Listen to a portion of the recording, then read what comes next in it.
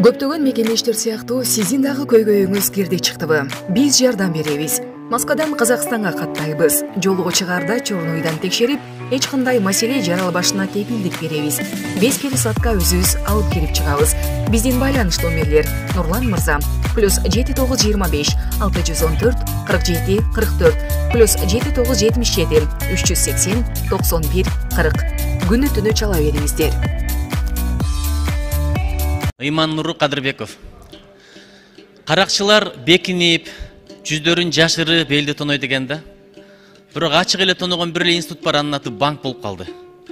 Караңыздар, азыр курстардын жазылган баасы башка, иш жүзүндө алмашкан баасы башка болуп атат. Бул көз көрүнүү мамлекеттеги чоң мыйзам бузуу, адамдардын бетине түкүрүү. Эми ошо менен болсо мейли эле. Азыр бизге мына шайлоочулар кайрылып атат. Мурда 1000 доллар Россиядан жөнөтсө, бул жактагы туугандары 1000 доллар алышкан.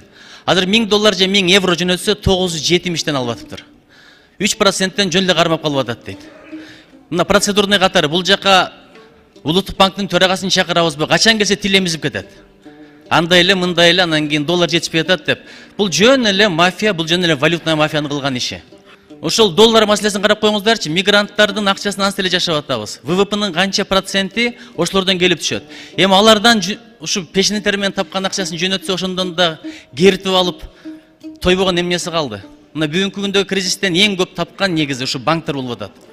Обмен валюталарда банктарда курсту 84-30 деп жазып койгон. Бирок кирсе обмен валютадагылар же болбосо банктагылар 86-20дан кем эмес кылып долларды бир жаранга 100 эле доллар сатып атат.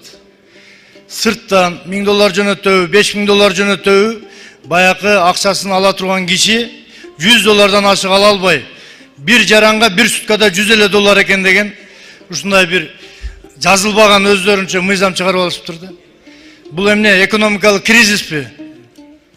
Ушул жагын бир карап, улуттук банкты чакырып, эмне үчүн мындай жана көз боемочулук болуп атат? Обмен валютаны таблону карасаңыздар, Моссовет болобу же башка 84 деп жазылып турат.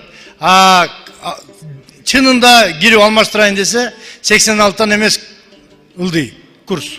Улуттук банкты чакыралы. Мына обменкаларда акча жок. Каякта акча?